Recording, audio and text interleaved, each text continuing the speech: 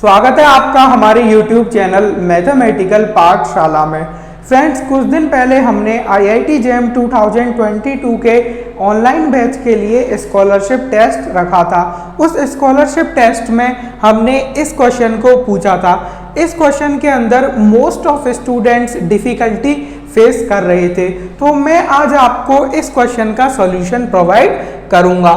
Friends, हम कोशिश करेंगे कि आपको रोज एक नए कॉन्सेप्ट पर एक बहुत ही बेहतरीन क्वेश्चन सॉल्व करवाएं। इससे आपकी क्वेश्चंस की प्रैक्टिस तो होगी ही और आपको एक नया कॉन्सेप्ट सीखने को मिलेगा।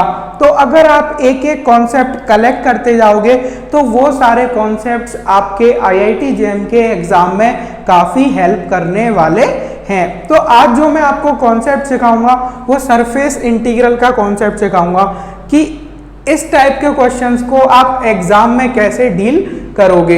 इस क्वेश्चन में आपको इस सरफेस इंटीग्रल की वैल्यू एवेल्युएट करनी है। ये जो आपका सरफेस इंटीग्रल है, यहाँ पर आपको इंटीग्रेंड दिया हुआ है x की पावर 4 प्लस वाई की पावर 4 प्लस जेड की पावर 4। आपको जो सरफेस S दी गई है वो एक स्फेरिकल सरफेस दी गई है, x square plus y square plus z square equals to a square. A आपको एक पॉजिटिव नंबर दिया गया है। तो फ्रेंड्स, यहाँ पर एक तरीका तो ये है कि आप ds की वैल्यू रखो। तो जब आप ds की वैल्यू रखोगे तो ये क्वेश्चन आपका काफ़ी कॉम्प्लिकेटेड हो जाएगा। तो इस क्वेश्चन में हम कुछ डिफरेंट स्ट्रेटेजी अपनाएंगे। हम ट्राई करेंगे कि ये जो हमारा सरफेस इंटीग्रल दिया हुआ है, surface integral over the surface S x की पावर 4 प्लस वाई की पावर 4 प्लस जेड की पावर 4 ds जो है, इसको हम इक्वल लिख पाए k times double integration f dot n cap ds over the surface S।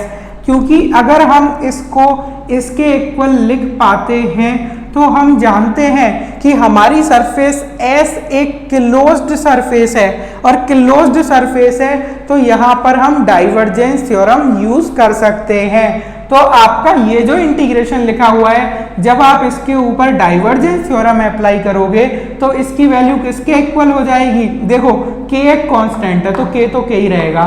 Triple integration divergence of f dv over the region v। Region v आपका क्या होता है? जो सरफेस S से बाउंडेड होता है। तो सरफेस S जो है स्फेरिकल सरफेस है, तो वॉल्यूम v कौन सा हो जाएगा? जो आपका सॉलिड स्फीयर वाला रीजन है। अब यहाँ पर आप देखो कि n कैप आप क्या लेते हो? Unit outward normal. तो आप यहाँ पर एक चीज देखो कि सरफेस S के ऊपर आप n कैप तो इजीली लिख सकते हो। अगर आपको n कैप समझ में आ गया तो आप ऐसी वेक्टर फील्ड F तो इजीली गैस कर सकते हो कि जब आप F का डॉट प्रोडक्ट n कैप के साथ करो तो आपको x की पावर 4 प्लस वाई की पावर 4 प्लस जेड की पावर 4 मिल जाए। तो यहाँ पर सबसे पहला काम हम यह करते हैं कि इस सरफेस S के लिए हम n कैप की वैल्यू निकालते हैं। तो n कैप आप कैसे निकालोगे? देखो, जो आपका सरफेस S है, पहले आप उसे लिखो x square plus y square plus का जेड स्क्वायर माइनस का a square equals to 0। Simple. अब आप ये जो इक्वेशन है इसको आप ऐसे लिखो, f of x y z equals to this thing. Simple. अब जो n कैप है वो इस सरफेस के लिए आप कैसे लिखोगे? Gradient of f divided by modulus of gradient of f। Gradient of f हम कैसे लिखते हैं? Del f over del x i cap plus का del f over del y j cap plus का del f over del z k cap. किसी भी vector को हम इस तरीके से भी डिनोट कर सकते हैं। यहाँ पर आई कैप वाला कंपोनेंट लिखो, कॉमा लगाओ, यहाँ j कैप वाला कंपोनेंट, कॉमा, यहाँ पर k कैप वाला component. Simple. Upon modulus of this vector क्या होगा? Under root of del f over del x का होल स्क्वायर प्लस का del f over del y का होल स्क्वायर प्लस का del f over del z का whole square. Simple. अब यहाँ पर आप देखो कि जब आप del f over del x निकालोगे तो आपको क्या मिलेगा? 2x। Del f over del y निकालोगे तो 2y, और del f over del z निकालोगे तो 2z। सिंपल। अब यहाँ पर आप n कैप देखो कि आपको क्या मिलेगा? 2x आई कैप प्लस का 2y j कैप प्लस का 2z k cap. Simple. Upon, अब इसका मॉडुलस क्या होगा? अंडर रूट ऑफ इसका whole square 4x square plus इसका whole square 4y square plus इसका whole square 4z square. Simple. तो आपका जो एन कैप का वैल्यू है वो क्या हो जाएगा, देखो यहाँ से 2 बार ले लो, आपने 2 बार लिया तो एक्स आई कैप प्लस का वाई जे कैप प्लस का जेड के कैप। सिंपल, ये वेक्टर बाहर आ गया। अब अंडर रूट में से 4 बाहर लो तो 2 बाहर आ जाएगा। Under root of x square plus y square plus का जेड स्क्वायर। अब यहां से आप क्या बोल सकते हो कि ये जो अंडर रूट है इसका वैल्यू हमारा किसके इक्वल हो जाएगा, मॉड्यूलस ऑफ ए के इक्वल। ठीक है, तो अगर a आपका ग्रेटर देन 0 दिया हुआ है तो मॉड्यूलस ऑफ a आपका a के इक्वल होता है। अब मैं 2 से 2 कैंसिल कर सकता हूं, तो मैं यहां से बोल सकता हूं कि मेरा जो n कैप का वैल्यू है वो क्या आ गया, एक्स आई कैप प्लस का वाई जे कैप प्लस का जेड के कैप अपॉन ए। सिंपल। अब ये जो एन कैप है ये आपका आउटवर्ड यूनिट नॉर्मल को रिप्रेजेंट करता है या इनवर्ड यूनिट नॉर्मल को रिप्रेजेंट करता है, ये आप कैसे देखोगे। आप सबसे पहले सरफेस एस ड्रॉ करो, तो ये आपका सरफेस एस है, ये आपका स्फीयर है, ये एक्स एक्सिस, ये वाई एक्सिस, ये जेड एक्सिस। आप ये वाला पॉइंट देखो स्फीयर के ऊपर, ये 0 0 ए है। अब यहां पर आप देखो कि आपका जो यूनिट आउटवर्ड नॉर्मल है एन कैप ऐसा दिखेगा, यानी कि n cap positive z axis की डायरेक्शन में होगा। तो हम यहां पर एन कैप देखेंगे कि 0 0 ए पर एक्चुअल में क्या एन कैप आ रहा है, तो वो आपको आ रहा है, देखो x0 y0 केवल जेड ही बचा, तो ए कैप ए के कैप अपॉन ए यानी कि के कैप, और के कैप पॉजिटिव जेड एक्सिस की डायरेक्शन में है। तो यानी कि ये वाला जो एन कैप है ये आपका यूनिट आउटवर्ड नॉर्मल को रिप्रेजेंट करता है। तो इस तरीके से आप एक पॉइंट देख के देख सकते हो कि आपका जो एन कैप है वो यूनिट आउटवर्ड नॉर्मल है या फिर यूनिट इनवर्ड नॉर्मल है। अगर आपको यूनिट इनवर्ड नॉर्मल लिखना होता तो यहाँ पर इस एन कैप की जगह आप माइनस एन कैप लिख दो। सिंपल। अब यहाँ पर आप देखो कि आपको वेक्टर फील्ड एफ किस तरीके से रखनी है कि आपका जो f dot n cap d s है उसका वैल्यू किसके इक्वल आ जाए, कि जब आप इसका वैल्यू लिखो double integration over the surface S, तो ये आपका जो वैल्यू है वो आ जाए x की पावर 4 प्लस वाई की पावर 4 प्लस जेड की power 4 ds over the surface s। तो यानी कि f का डॉट प्रोडक्ट जब भी n कैप के साथ हो तो आपको ये मिलना चाहिए। अब यहाँ पर आप देखो कि अगर मैं वेक्टर फील्ड f लिख दूं x cube i cap plus का Y cube j cap plus का जेड क्यूब के कैप, तो आप मुझे बता सकते हो कि जब मैं f डॉट एन कैप करूंगा तो मुझे क्या मिलेगा। तो अगर मैं f डॉट एन कैप करूंगा तो मुझे मिलेगा, देखो 1/a को तो बाहर ले लो, आई कैप वाले कंपोनेंट का प्रोडक्ट आई कैप के साथ तो x की पावर 4 प्लस y का प्रोडक्ट इसके साथ प्लस y की पावर 4 प्लस z का प्रोडक्ट इसके साथ प्लस z की पावर 4। सिंपल। तो आपको f डॉट एन कैप क्या मिल रहा है ये, तो आप यहां से देख सकते हो कि अगर मैं इस वेक्टर फील्ड में a का मल्टीप्लाई कर दूं तो वेक्टर फील्ड f को मैं ऐसे लिख दूं a times this thing. Simple. तो आप यहां पर बोल सकते हो f डॉट एन कैप क्या हो जाएगा, a upon a of this thing, तो ये कैंसिल हो जाएगा। यानी कि वेक्टर फील्ड f को अगर मैं ऐसा अज्यूम करूं तो f डॉट एन कैप ये आ रहा है। सिंपल। तो अब यहां से आप देख सकते हो कि इस सरफेस इंटीग्रल को मैं क्या लिख सकता हूं, double integration over the surface S f dot n cap d s, और आपका जो वेक्टर फील्ड एफ है वो इसके इक्वल है। अब हम लगाते हैं डाइवर्जेंस थ्योरम, तो अब ये जो वैल्यू है वो इसके इक्वल है। सिंपल। ये तीनों वैल्यू आपस में इक्वल है। अब ये वाला जो वैल्यू है इसको मैं क्या लिख सकता हूं, triple integration divergence of f dv over the volume V. Simple.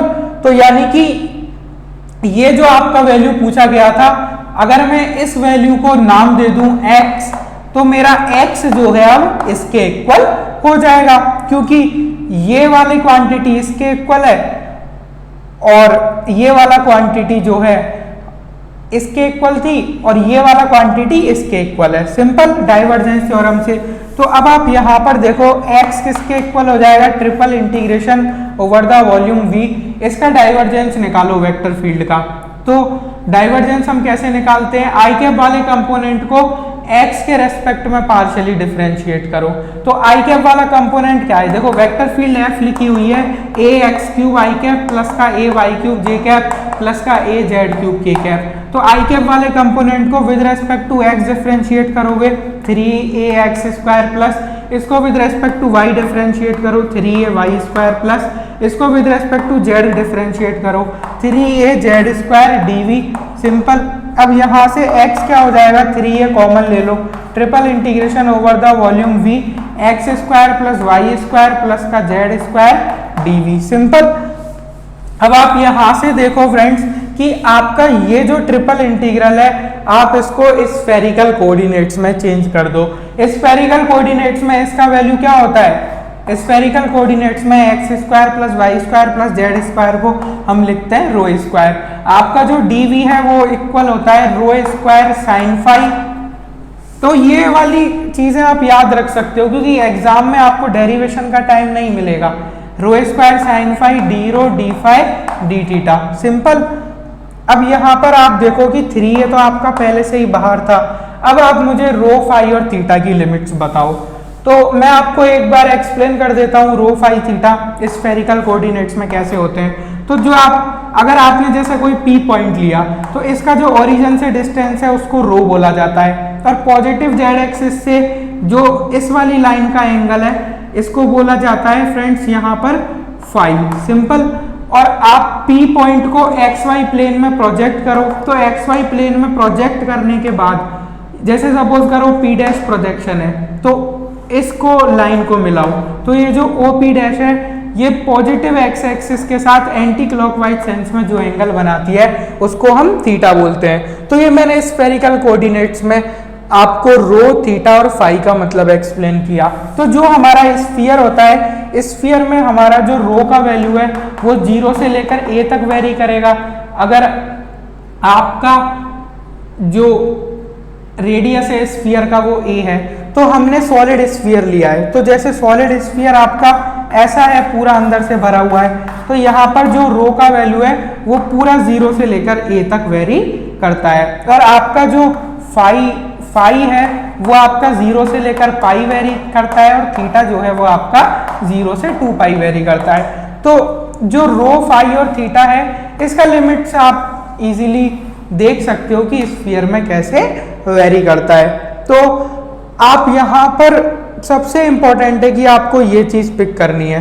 तो इसका अगर मैं आइडिया दूं कि लिमिट्स इस तरीके से कैसे वेरी करती हैं तो रो का लिमिट तो क्लियर है कि जैसे अगर आपका ये सॉलिड रीजन है तो ओरिजिन पर रो 0 है और जैसे ही आप यहाँ पर आओगे यहाँ पर रो की वैल्यू a है। अब देखो फाई का आइडिया देता हूँ। तो फाई आपका जो है पॉजिटिव जेड एक्सिस से एंगल होता है। तो आप कोई भी पॉइंट ले लो, जैसे आप स्फीयर के ऊपर वाले पार्ट पर हो ना तो स्फीयर के ऊपर वाले पार्ट पर फाई 0 से लेकर π/2 आएगा और जब आप स्फीयर के नीचे वाले पार्ट पर हो तो फाई जो है वो π/2 से लेकर पाई आएगा।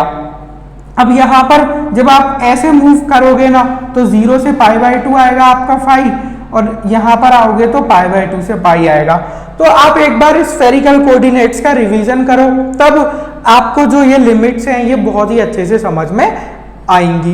अब फाई जो है वो मैंने पॉजिटिव जेड एक्सिस से एंगल बोला था, ना मैंने क्लॉकवाइज बोला था ना मैंने एंटी क्लॉकवाइज बोला था। अब थीटा जो है आप देख सकते हो कि एक्स वाई प्लेन में जो प्रोजेक्शन है वो पूरा आपको एक्स वाई प्लेन में सर्कल मिलता है। तो थीटा का लिमिट 0 से लेकर 2 पाई है। तो अब अगर मैं ये सारी लिमिट्स रख दूं, थीटा 0 से 2 पाई, फाई 0 से पाई और जो रो का लिमिट है वो 0 से लेकर a।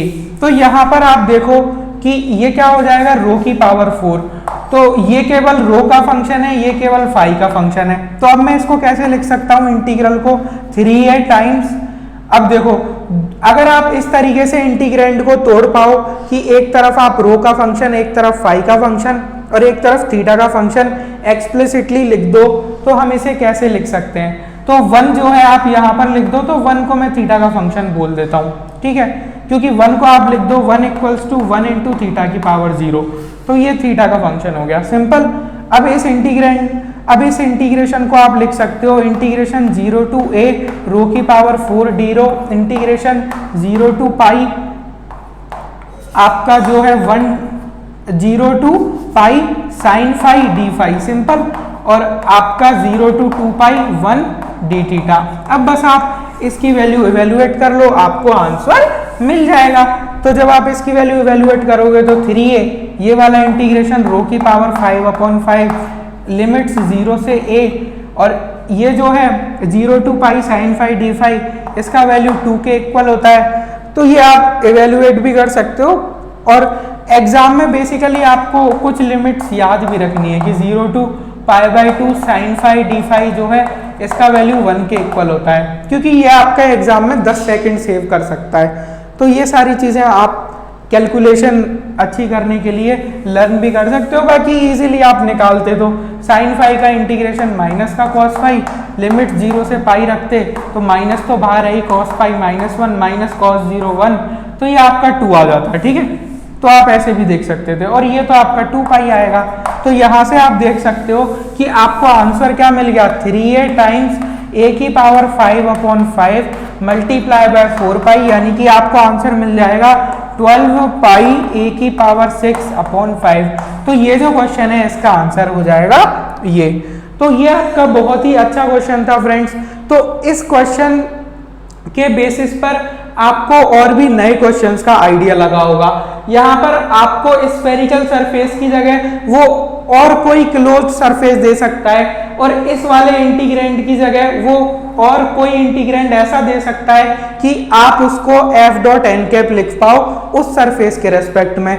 तो आपको यहाँ पर कॉन्सेप्ट पिक करना है। आपको क्या कॉन्सेप्ट पिक करना है कि ये जो इंटीग्रेंड है, क्या मैं इसको f डॉट एन कैप लिख सकता हूँ, जो सरफेस मेरी एस दी हुई है उसके रेस्पेक्ट में, अगर सरफेस एस क्लोज्ड है तो फिर क्या मैं डाइवर्जेंस थ्योरम लगा के इवेल्युएट कर सकता हूं। तो इस कॉन्सेप्ट के ऊपर जेएम में क्वेश्चन पूछा जा सकता है।